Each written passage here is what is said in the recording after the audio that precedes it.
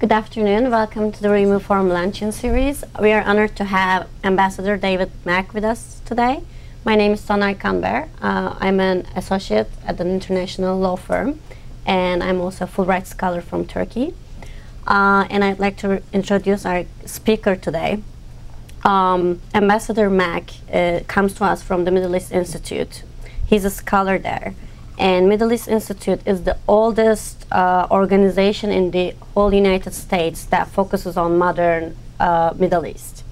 David Mack served in various positions in the U.S. Foreign Service from 1919 to 1993. He was the Deputy Assistant Secretary of State for Near Eastern Affairs. And from 1986 until 1989, Ambassador Mack was the U.S. Ambassador to the United Arab Emirates. And he also held other diplomatic assignments in Iraq, Jordan, Lebanon, Libya, Saudi Arabia, and Tunisia.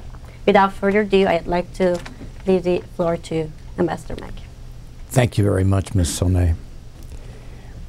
In his inaugural address, President Obama signaled right at the start that the Middle East was going to be at or nearly the top of his foreign policy agenda.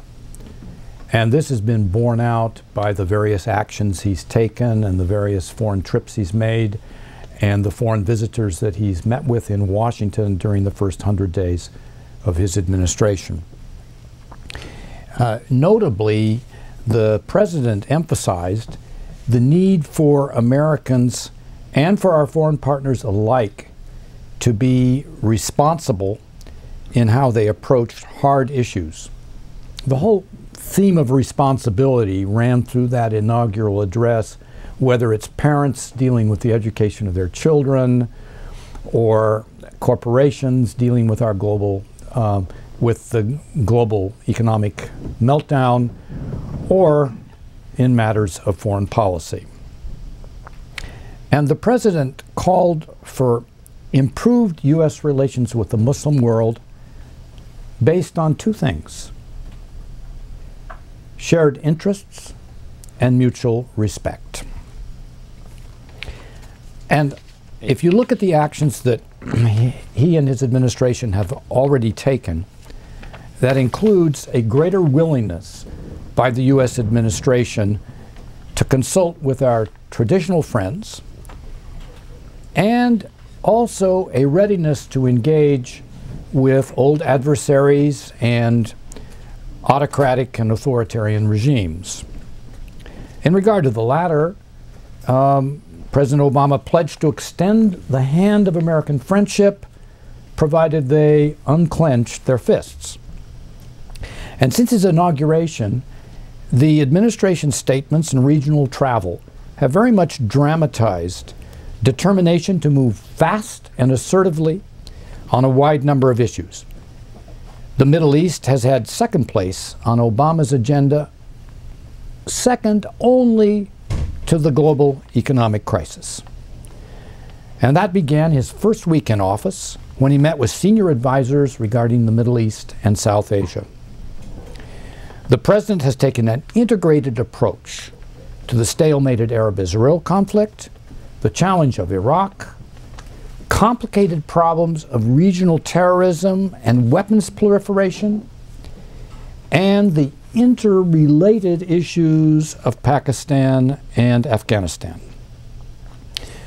Fulfilling pledges he made in his campaign, the president has met with U.S. defense officials and Secretary of State Clinton to discuss a strategy for responsible military disengagement from Iraq.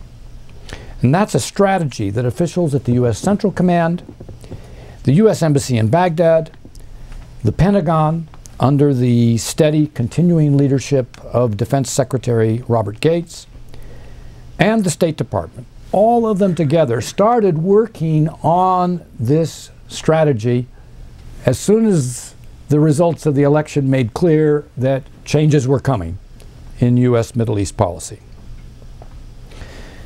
Now, with regard to Iraq, I understand, and correct me if I'm wrong on this, Ms. Sonia, Ms. Sonar, I understand that there's a Turkish proverb that says something to the effect, if a madman throws a stone into the well, it will take 50 very wise men to get it out.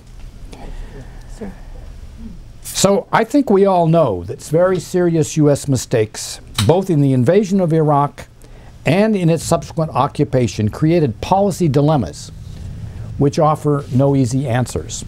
Naively, the neoconservative cheerleaders for the 2003 invasion argued that it would be a victory that would transform the Middle East for the best. Iraq would quickly become a democratic nation, have a prosperous free market economy, and be a staunch U.S. ally. Sort of the equivalent of Norway in the Middle East. And that would lead quickly to positive political changes in Tehran, in Damascus, in the capitals of our generally authoritarian Arab partners. That Israel would find peace and security, and the industrial world would be less dependent on the energy resources of awful countries like Saudi Arabia. Now that was all an illusion.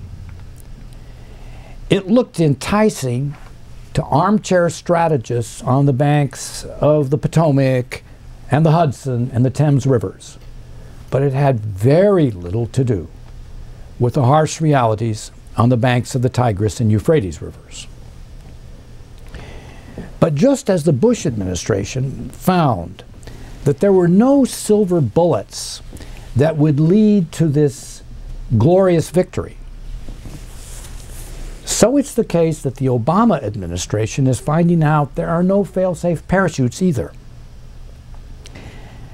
President Obama has been very realistic. He demonstrated his readiness to listen to the views of the military and civilian experts on the question of Iraq, but he also made clear that he had an electoral mandate from the American people to move toward the goal of military disengagement.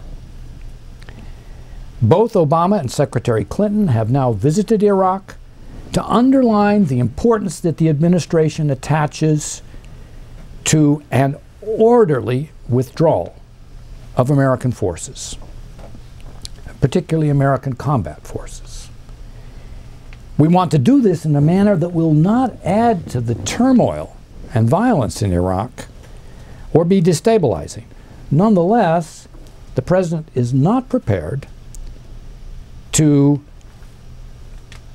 maintain U.S. forces to compensate for continued Iraqi unwillingness to carry out their security responsibilities or for the failure of Iraqi leaders to engage in the national reconciliation and governance that are necessary in their country. They're going to have to step up. If they will step up, they will find that we will continue to be a partner for them as needed.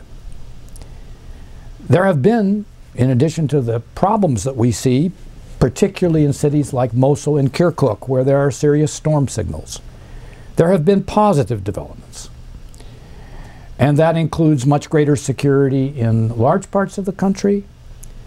That includes also the greater readiness of both the Turkish government and the Kurdish regional authorities to find areas of cooperation in their mutual security and economic interest.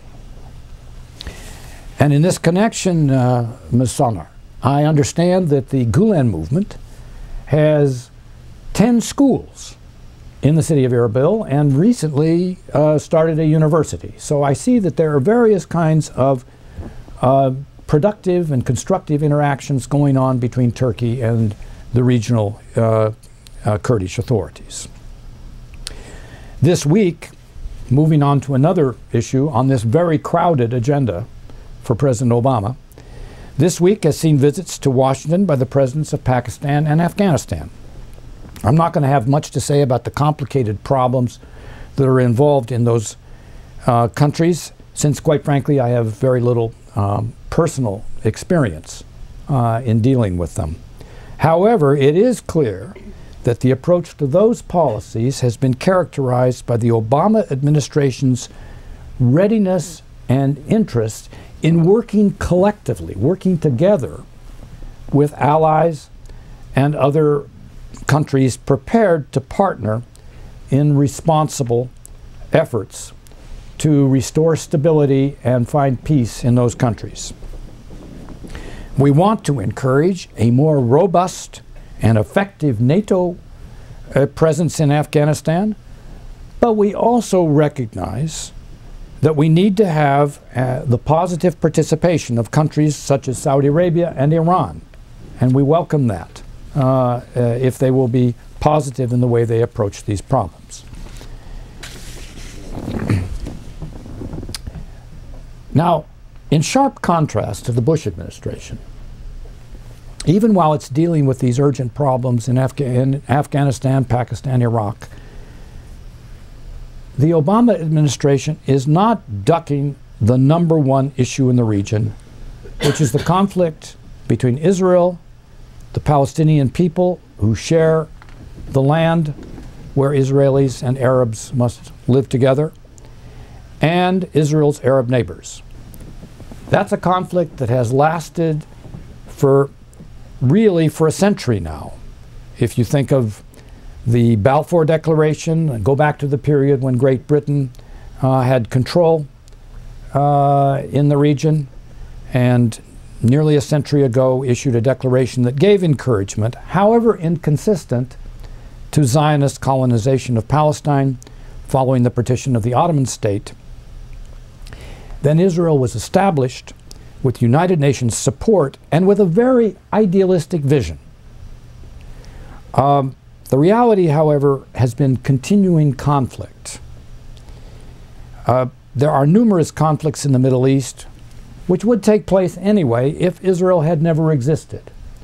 But quite frankly, it is much harder to find solutions to those problems given the complications that stem from the Arab-Israel conflict.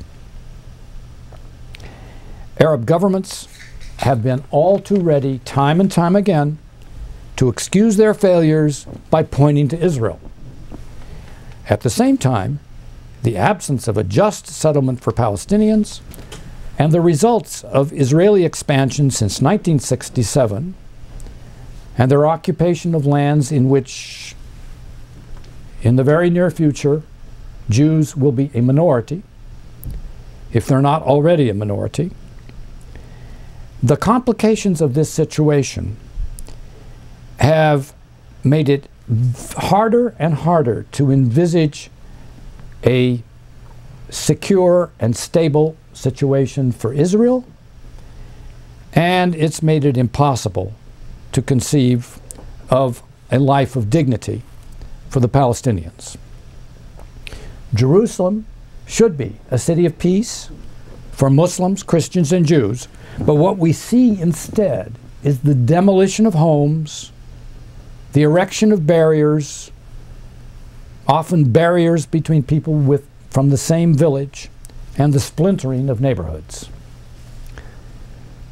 Now, President Obama clearly wants to avoid the mistake of almost all U.S. presidents, perhaps with the notable exception of President Jimmy Carter. President Obama has refused to delay efforts for Arab-Israel peace until events always force presidents to give it priority. In his first 100 days in office, the president has spoken out very forcefully on this matter. Secretary of State Clinton has been to Israel, Palestine, Jordan, and Egypt, bolstering the fast pace of consultations undertaken by presidential envoy George Mitchell. King Abdullah of Jordan visited Washington, really focusing on the Arab-Israel conflict and efforts to resume progress toward a comprehensive peace settlement. Notably, the president declined to meet first with the Israeli Prime Minister Netanyahu, and the administration officials have made clear to the annual AIPAC conference their strong determination to push for a two-state solution including a viable Palestinian state with contiguous borders. The leaders of Egypt, Israel, and the Palestinian Authority are coming soon for talks with President Obama. No one should underestimate the obstacles that lie ahead. But it is clear that Obama, Clinton, and Mitchell are determined and prepared to use a full range of levers and inducements on the parties in the region, both foreign and domestic levers and inducements, to realize their vision of helping to heal the breach between the children of Abraham. Working for peace between Israel, the Palestinians, and Israel's other Arab neighbors is the highest moral goal for any U.S. president. But it is also essential if the president has any hope of making progress in other areas of great strategic importance to U.S. security and to global prosperity. Appropriately, the administration is moving at a more measured pace to raise the level of US-Syrian relations and to expand contacts with Iran. But the strategic direction is clear.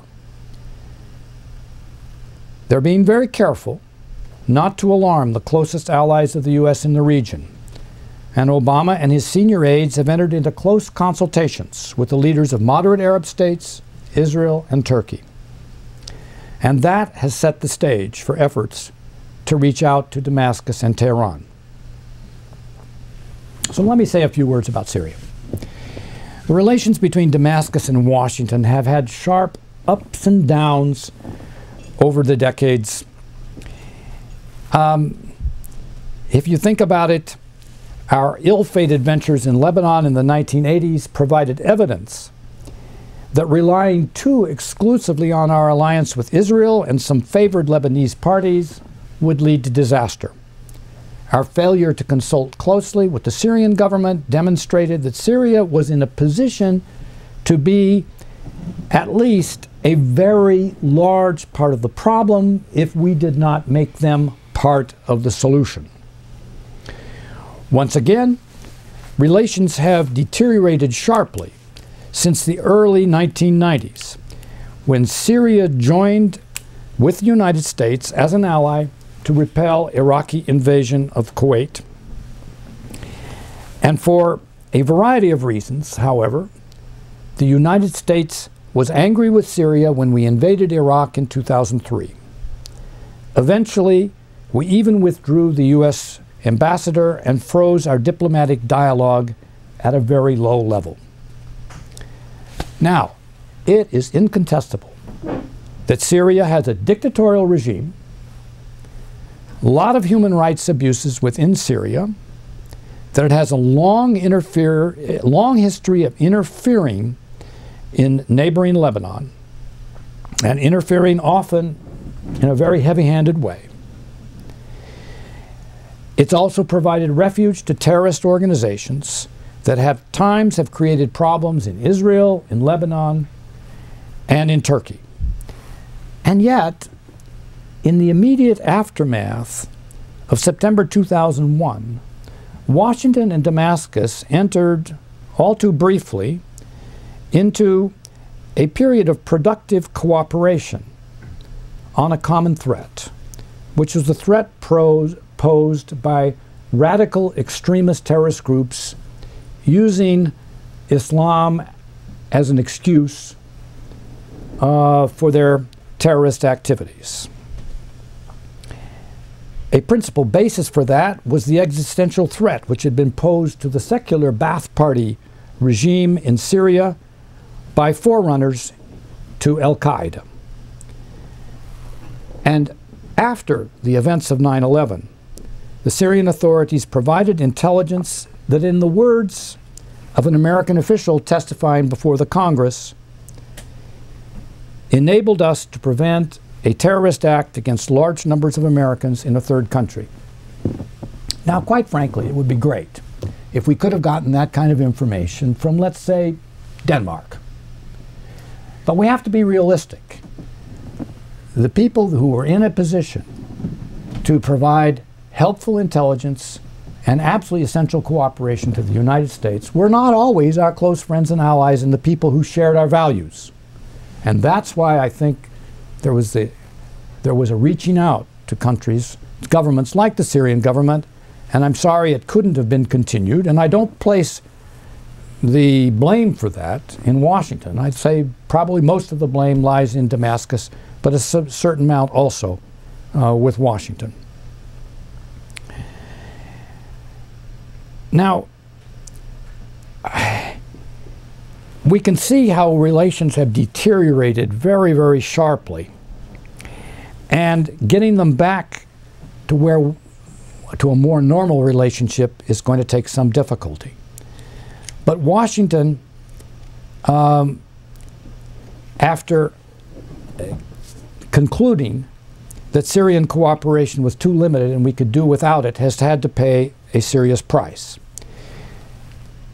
Well, we even rebuffed the requests of U.S. military commanders to establish liaison with Syrian forces to stop the infiltration of terrorists passing through Syria across its border into Iraq. And as the sterility of that approach became clear, it was one factor that led the United States to join the Istanbul group, which had been formed by Iraq's neighbors to engage in talks about the problems associated with Iraq and a very possible spillover into its neighbors. Meanwhile, however, the United States continued to discourage efforts by both Israelis and Syrians to try to resume the negotiations that had taken place between those governments and had been very, very close to a solution at the time of Prime Minister Rabin and the previous Syrian President Hafez al-Assad. Fortunately, Turkey entered in to partially fill the vacuum that was left by the absence of the United States as a partner to both governments. In recent months, various American visitors to Damascus, including congressional leaders and leaders of the American Jewish community, have begun to thaw the ice between Washington and Damascus. While trying not to seem too eager, the Syrian government clearly welcomes the chance to show that it can play a useful role in regional stability. And I personally predict that Senator Mitchell will include Damascus on his Middle East itinerary at some point in the near future. Now, commencing a similar dialogue with Iran is going to be much more difficult and will require very careful preparations that will probably take a considerable amount of time. Tehran and Washington have been without regular relations since Iranians took American diplomats hostage in 1980. There's also a history of Iranian subversion, intimidation, and support of terrorist groups in the Middle East since the Iranian Revolution. Some might argue that Tehran has demonstrated better behavior in recent years, but others will find Iranian actions in Iraq, its support of Hezbollah and Hamas, and its plans to improve missile capability and obtain a nuclear potential to be very troubling. I admit to my own very deep skepticism about Iranian motivations and Iranian objectives. However, there are indications that Iranian leaders are following a sophisticated policy that includes diplomatic, cultural, and political engagement, as well as less acceptable policies. And it makes no sense for the United States to tie its hands and refuse to use a tool of its own national security, diplomacy in concert with our allies and partners, as well as retaining the capability for economic sanctions and military force if absolutely necessary. Quite frankly, the main operational problem is that Washington and Tehran need to get used to talking to one another in a constructive way. For too long, we have communicated, if you can use that word, by making shrill public proclamations. One good exception to this has been President Obama's Nowruz statement, in which he reached out to Iranians and to others in the Middle East, such as the Kurdish peoples and others who celebrate Nowruz as a very important holiday. And that has, I think, set the stage for a better atmosphere in which the hard work of diplomacy can take place. Now, in dealing with Iran, the United States should consult very, very fully with potential partners in the region. It is unfortunate that U.S. public statements during the Bush administration focused so heavily on the issue of Iranian nuclear weapons ambitions, or alleged nuclear weapons ambitions, and the political structure of the Iranian state. We did not need to convince Arab leaders or the Turkish government that Iran was a potential threat. They know that. The hard task is to convince them that the United States has a realistic strategy to reduce the threats from Tehran, and that we are prepared to join them in long-term measures that would deter the worst kind of Iranian threats and increase their security during the 21st century, rather than expose them to Iranian revenge when the United States loses interest after a decade of confrontational rhetoric and military adventures. Turkey and most of the Arab states have diplomatic relations with Iran, and in some cases, a substantial amount of trade. They look at the U.S. containment of the Soviet Union as a model for the kind of relationship that we ought to have with Tehran, and of course that includes a diplomatic component and more normal relations. We know that Iran can use many means other than nuclear weapons to press its ambitions for regional influence, and that some of these means are just as unacceptable to our regional partners as nuclear intimidation. Washington should not imagine that a change in the Iranian regime or a change in Iran's nuclear ambitions would be the answer to the strategic problems and the potential opportunity of Iran's role in the region. Eventually, Iran's legitimate security interests must be satisfied, but in a manner that does not include and that excludes Iranian behavior aimed at dominating its neighbors. The Obama administration seems mindful of the pitfalls and barriers ahead in the Middle East, but it is determined to deal proactively with problems in this critical region before they become crises. It recognizes that it needs to do this in concert with other nations, and it welcomes frank dialogue with the governments in the region so that they may express their own concerns to us instead of us simply preaching to them.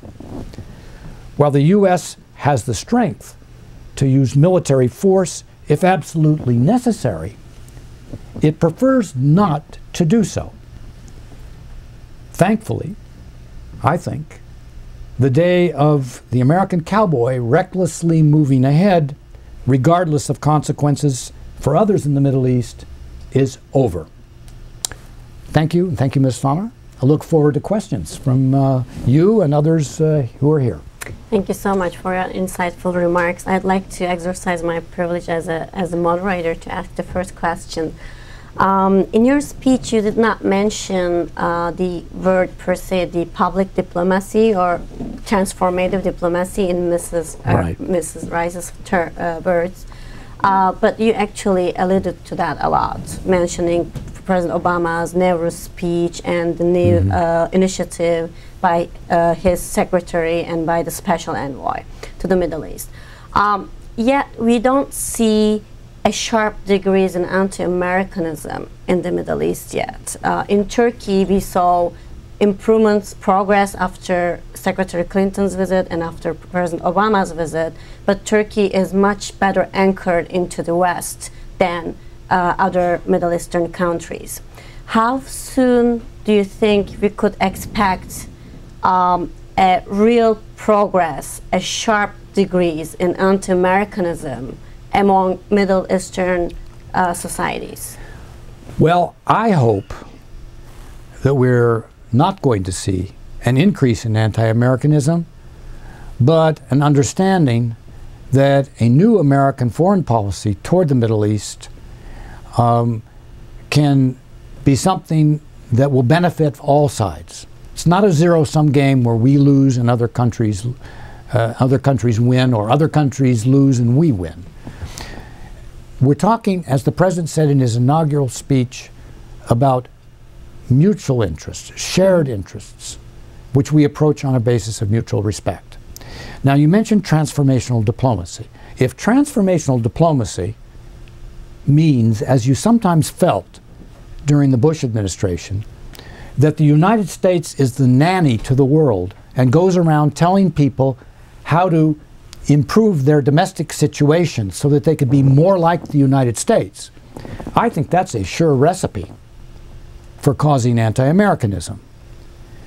Of course, the publics in many of these countries want to see changes in their domestic situation, but they don't want to have changes imposed from outside. And any changes that are really going to be successful and long-lasting have to come organically from within those countries. And the best thing the United States can do is to be a good example and to be encouraging to people who are moving in the direction of positive change, but to get out of the business of trying to micromanage the tactics and the pace of change on very, very sensitive domestic issues. I don't think that that's appropriate for our government. I think we have failed in the past when we've gone in that direction, and I hope that we won't see a return to that. Mm-hmm. So as far as our public diplomacy is concerned, I have to give a lot of credit for some of the public statements that have been made by the President, by the Secretary of State, by the Secretary of Defense, and hope we get away from the kind of statements that had been made in earlier periods, and not simply the Obama administration, but the Clinton administration before that, when you had a feeling that the United States knew best and that everybody had to do things our way. Thank you. We are ready for questions. If you could please stand up and give your affiliations. Yes, please. Hello, Ermal Hiday, graduate student, University of Maryland. You mentioned that the Obama administration is expected and by all signals also very likely to take a hands-on approach on the Israeli-Palestinian issue. Now it's obvious that a big part of that would be to have the Israelis stop, if not reverse, building the settlements. That combined with the fact that now in Israel we have what could be dubbed as probably one of the most hawkish governments in recent memory. Isn't Washington primed for going for a clash with Jerusalem? And in such case, would Obama or the Obama administration be able to resist internal pressure from the public action committees? Thank you. That's an excellent question, and there are going to be setbacks. There are going to be really hard obstacles. And after all, we have an Israeli foreign minister who lives in a settlement on the West Bank. But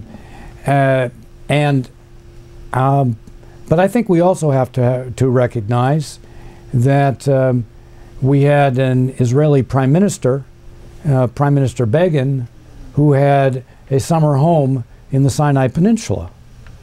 And I think that it's the view of the Obama administration that we shouldn't accept as inevitable and permanent a domestic situation in Israel which has prevented the various political parties from forming a government which would reflect the view of what you can tell from polling is the view of the majority of Israelis, which is to favor a two-part settlement and be ready to have very, very substantial evacuation of settlements in the West Bank, as well as withdrawal of Israeli forces in order to make that possible.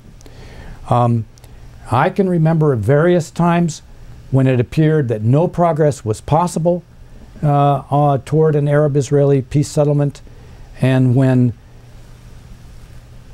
changes in the region and changes within Israel itself or within Arab states led to sudden breakthroughs. And the important thing is the United States needs to be exercising persistent pressure and setting up a framework in which all sides understand that the benefits of moving forward are so much greater than the very probable disasters of continuing a downward spiral of violence that will lead inevitably to tragedies for both sides in this dispute. So I would say yes, there's going to be very substantial domestic political pressures on the U.S. administration. Prime Minister Netanyahu is one of the most skillful Israeli politicians I know. He is a genius at knowing how to mobilize interest groups within the United States, and not simply the right wing of the Jewish community, a minority of the Jewish community, but a very vocal minority, but also some of the pro-Zionist Christian evangelical leaders.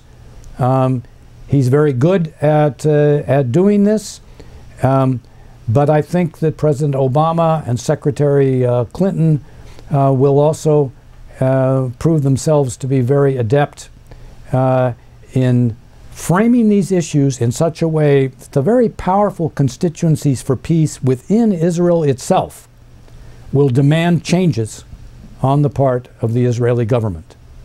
Israel has a very vital and extremely articulate press, and various political leaders who are prepared to keep the pressure on the Israeli government to do what's necessary. And I think we can count on that putting significant pressure on any Israeli government, including this present one, even though on the face of it, it looks like we're setting ourselves up for a great collision. Thank you. Yes, please. I'm Don Kaufman, a retired Foreign Service officer. Building on your answer to the first question, is fostering democratization in the Arab Middle East a legitimate goal of U.S. foreign policy? If it is, how can it be reconciled with maintaining good relations with the undemocratic countries? Well, that's enough. Yes, fostering democracy all over the world is a legitimate goal of American foreign policy, because it's been something that American leaders since the very beginning of our nation, even before the establishment of the United States, have wanted to do. Thomas Paine, one of the agitators for independence from Great Britain, he didn't think that we should stop with the United States. He wanted to spread democracy throughout the world.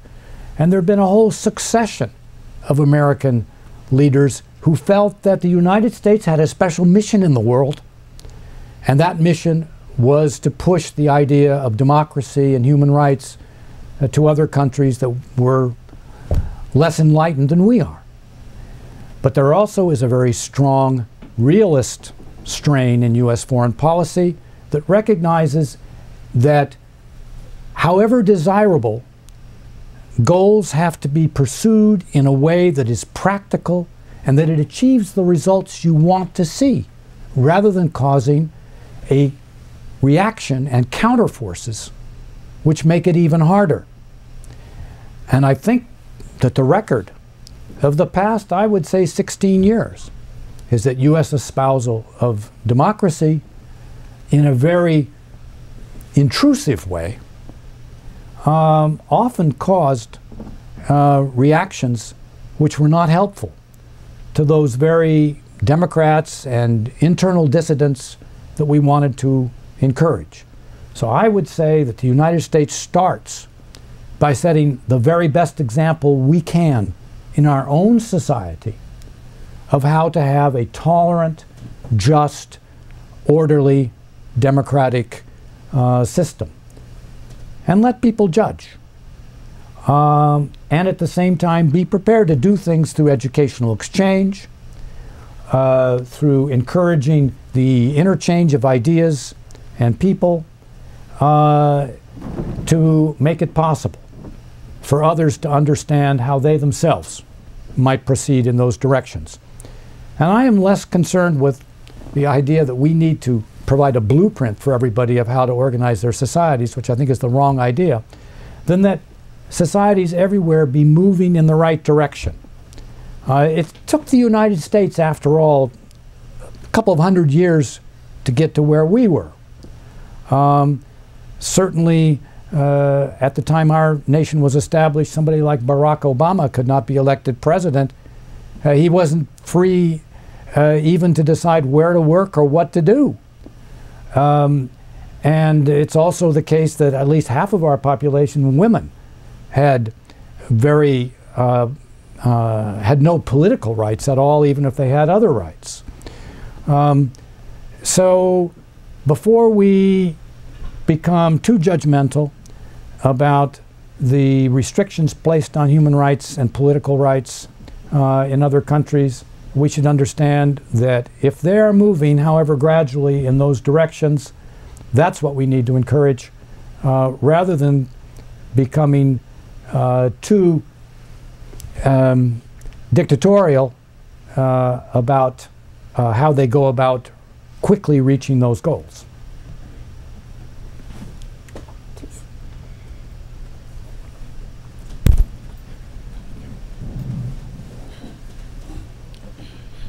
Hi, I'm Bob Pace. Mr. Ambassador David, two-part question, if I may. How do you assess Turkey's recent rather surprising diplomatic activism in the Middle East? And second, how does that activity mesh with America's diplomatic goals in the region? Thank you very much, Bob. I have to say, first of all, that I don't know enough about Turkish politics to know why Turkey has entered a period of considerably greater activism in regard to the problems in the Middle East. I do know this. It's done that partly because of default by the United States.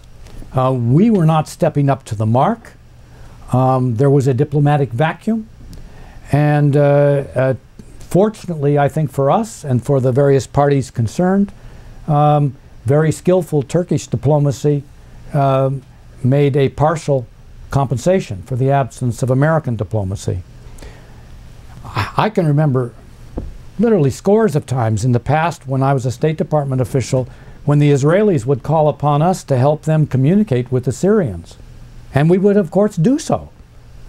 But in recent history, it's been the opposite, and we've actually discouraged efforts by the Israelis to reach out to the Syrians. So to the extent I understand it, I think it's more a default of American policy, but there are doubtless some internal reasons to Turkish politics that have led them to be more activist in this regard as well. The lady at the back, please, and then you. Hi, I'm Cynthia Butler. I'm an attorney here. It's really interesting that Iran has not really acknowledged that Israel has a right to exist, and Israel feels this existential threat from them. And we are going to proceed discussing with them anyway. In spite of that, is that presumably because people believe that it's not any legitimate barrier to not talk to somebody if they don't think you should exist. But short of the two-state solution, is there anything that could encourage them to acknowledge Israel as the UN is? And also, you know, when you speak to Iranians on a personal level, they always are quick to tell you, oh, we love Jews and we've had synagogues here since the time of Cyrus the Great, and you know, so it's not a personal thing. It's just this, you know. So is there some shift internally in the Iranian politics that could, short of a two-state solution, you know, cause them to not only acknowledge Israel but perhaps go the way of Turkey and actually involve itself in trade? Yeah. Right now, of course, the level of rhetoric and rhetorical exchanges between Israel and Iran is at a very high level of intensity and shrillness. But it hasn't always been true, and there's a long history of behind-the-scenes efforts by both Iranians and Israelis to reach out to one another. I recommend to anybody who's really interested in exploring this subject a recent book published by an author, Trita Parsi, who is another scholar at the Middle East Institute.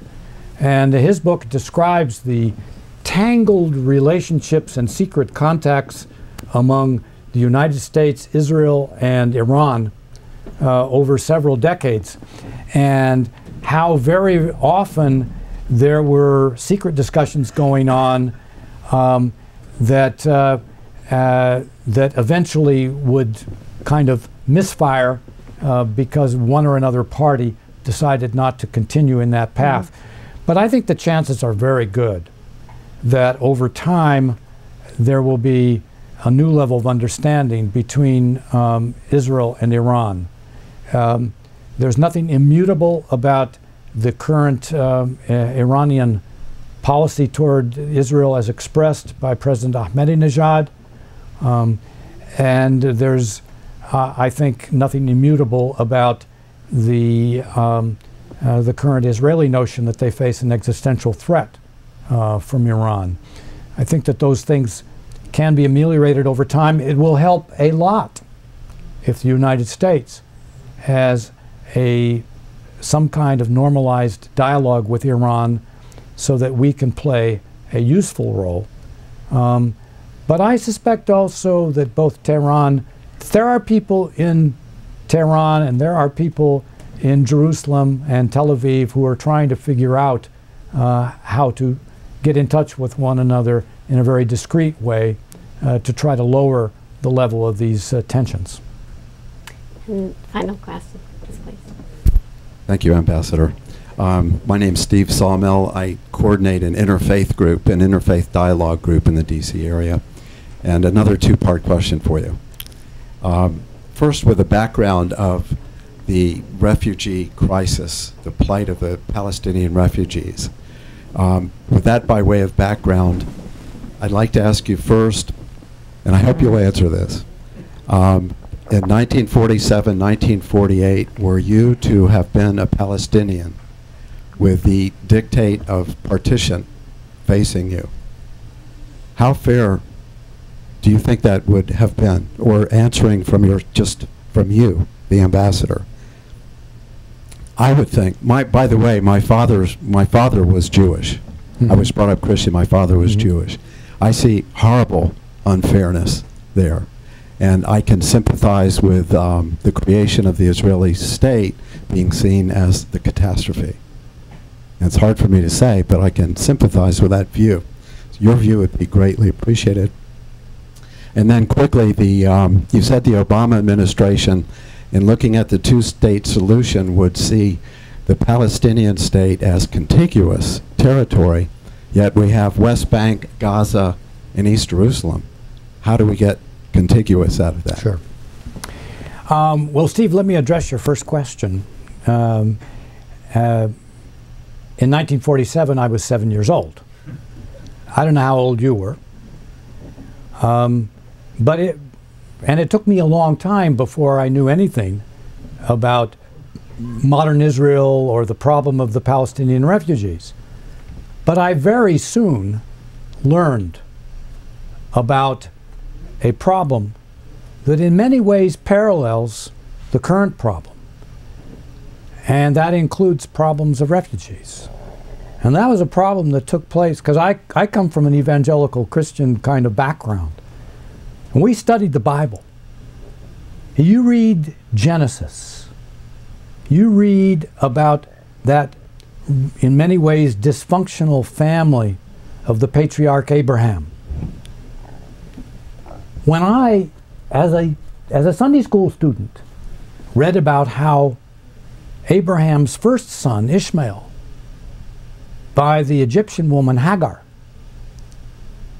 how he and his mother were expelled from Abraham's tent, Abraham's home and shelter, because Sarah, his Jewish wife, felt jealous for her son Isaac, or felt jealous because she didn't have a son. Later she had a son, Isaac.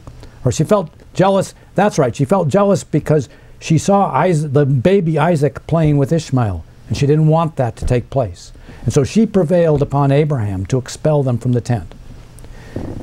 I felt, just reading that Bible story, the injustice of that. So you ask me how I would have felt becoming a Palestinian refugee. I felt the injustice of Hagar and Ishmael being expelled. But read the whole chapter of Genesis. Read the whole chapter of Genesis, and you'll see that at the end, Ishmael and Isaac come together to bury their father Abraham. Doesn't that suggest what our role should be with regard to the Arab-Israeli crisis? To sense the injustice of what's happened to the Palestinians, but to work for a reconciliation between those Semitic cousins, the Arabs and the Jews, in a way that can provide for the welfare and security of all of their children. So that's my sense about the moral issue there. And I think that people of faith have a great role to play in making sure our government keeps an eye on this kind of issue. Now, secondly, in regard to a contiguous state, there are all kinds of ideas that have been worked out between Palestinian and Israelis who are not in the government necessarily at the present time, but have been in the government before and have met since then in places like Geneva, where they worked out comprehensive settlements, a comprehensive solution that included ways in which, through withdrawal from settlements, you could have a contiguous territory in the West Bank also, but connected with some kind of secure land bridge with Gaza, so that there could be a Palestinian authority that could effectively govern both Gaza and the West Bank, and that this could be done in a way that would not harm Israel's security. So I think those things are very soluble if you have the will. Right now you don't have the will on the part of the Israeli government that doesn't even formally accept a two-state solution. But as I say, that's not immutable, and I think that will be changed, and it will be changed primarily because of forces and pressures from within Israel itself. Thank you so much. Thank you for coming, taking your time to talk to us. Thank you all for being here with us. Now I'd like to... Let's first the floor. Sure.